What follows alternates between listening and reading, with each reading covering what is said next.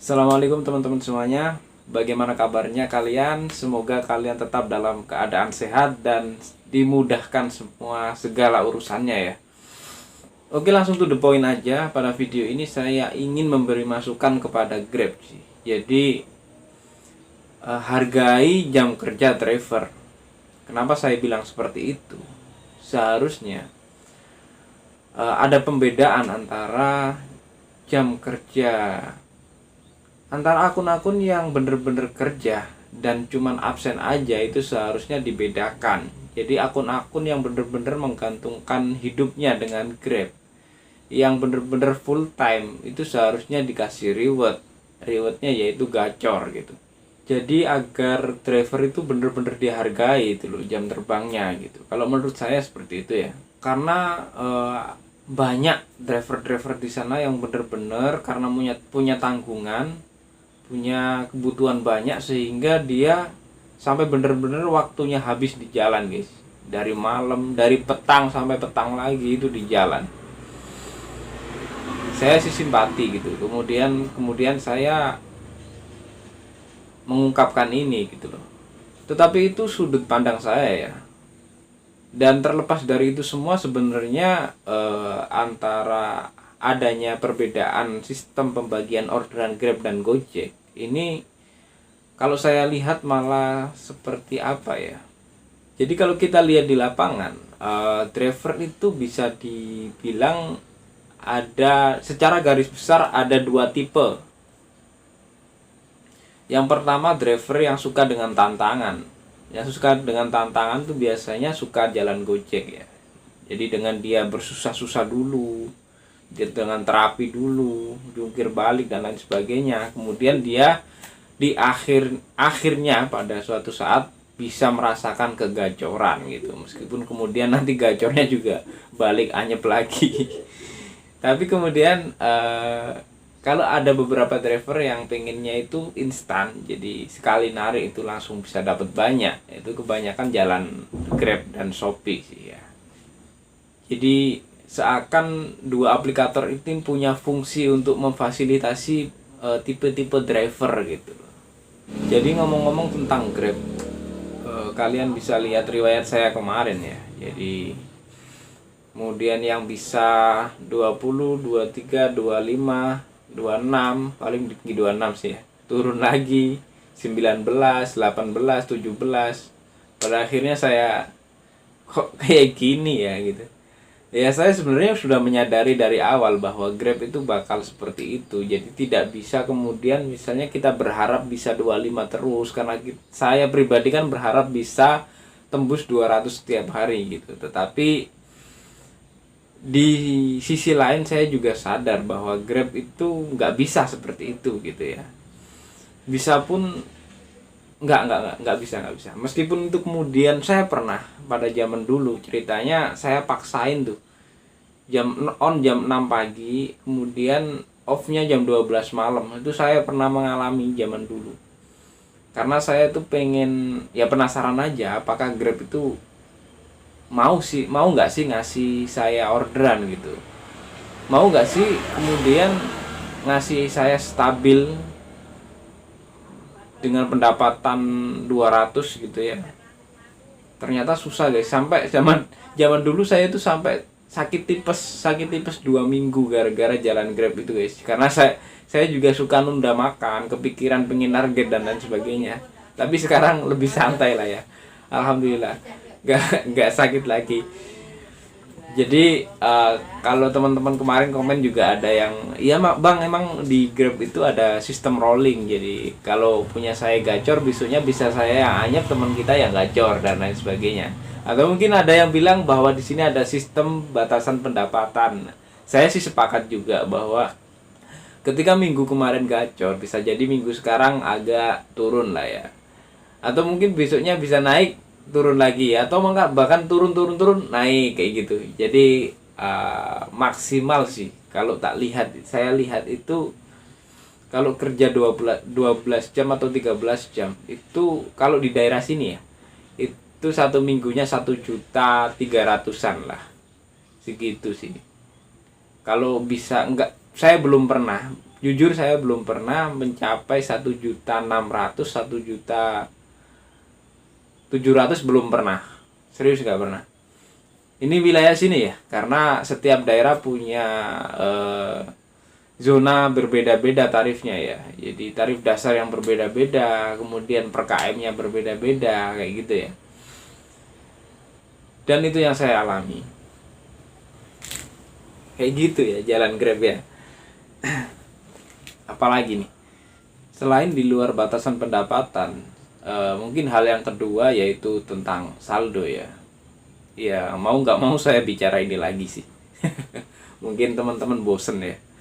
Jadi teman-teman yang nggak suka top up, jadi biasanya itu dikasih kencang, saya percaya bakal bisa kencang si orderannya, bisa kencang terus naik kayak gitu.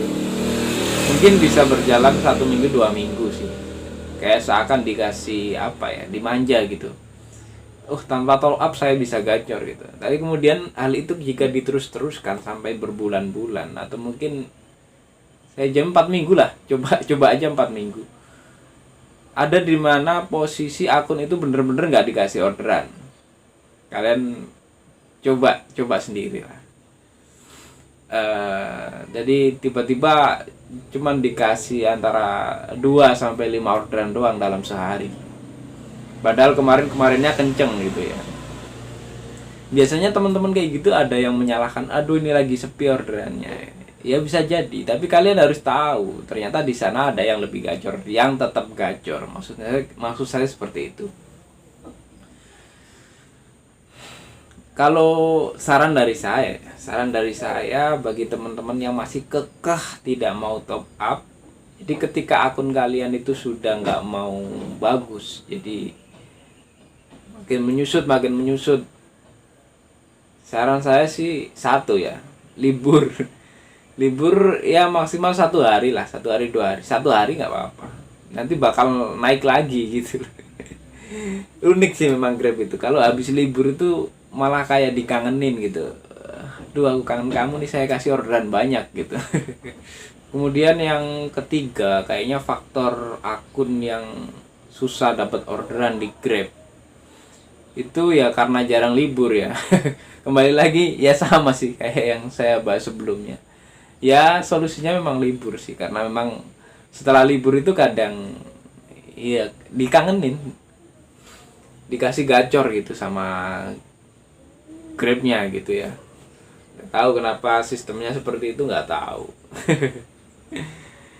Kayaknya sih emang biar buat menarik driver ya, jadi driver itu biar gak apa ya, memainkan psikologis driver sih, kalau lebih tepatnya seperti itu. Jadi pas dikala dikasih anyep, kemudian besoknya gacor lagi, anyep lagi, gacor lagi gitu kan, seakan sekarang putus asa, ngambek, besoknya dikasih gacor kan semangat lagi tuh, jadi ada rasa semangat lagi, kemudian besoknya anyep lagi, gacor lagi gitu.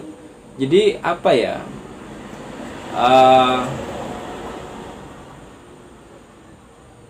rasa putus asa kita itu ditutupin sama kegacoran yang besok yang bakal terjadi itu gitu. Jadi semangatnya tuh naik turun gitu, kayak dipermainkan sih ya.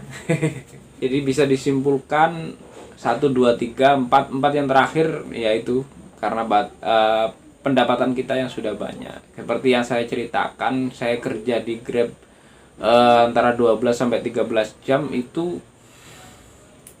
uangnya paling banyak 1.300.000 sampai 400 ya. Kalian bisa lihat lah, nanti saya tampilkan aja. Segitu. Langsung rekam layar aja habis ini dah, biar lebih real gitu ya. Oke, ini sudah masuk rekam layar ya. Kita lihat pendapatan saya di minggu-minggu terakhir, karena ini bakal saya udah nggak seaktif dulu ya. Coba ini 900, ini naik, ini lagi bagus-bagusnya awalnya itu 1.400.000, tapi kemudian tidak pernah kembali lagi di 1.400.000. Ini paling banyak sih ya. Ini 1.200.000 dan nggak balik lagi. Kalian bisa lihat menyusut ya. Ini karena nggak full ya. Ini 1.300.000 nggak bisa naik 1.400.000. Kemudian ini 1.100.000 ya. Turun ya guys. Jadi kalau ini saya udah terapi Gojek dari Rabunya nih, sejak hari ini Rabu, Kamis, Jumat, Sabtu, Minggu udah terapi Gojek. Jadi Grab sudah mulai saya tinggal ya. Paling tidak ini bisa jadi bukti ya bahwa stabilnya itu seperti itu gitu ya. Oke, mungkin saya tutup rekam layarnya. Jadi nggak pernah sampai 2 juta gitu. Jadi kalau udah di apa ya, udah terlalu sering, satu minggunya tuh 1 juta lebih, itu bakal ada masa-masa di mana akun itu dikasih sih agak susah gitu. Jadi turun, nanti suatu saat bisa naik lagi.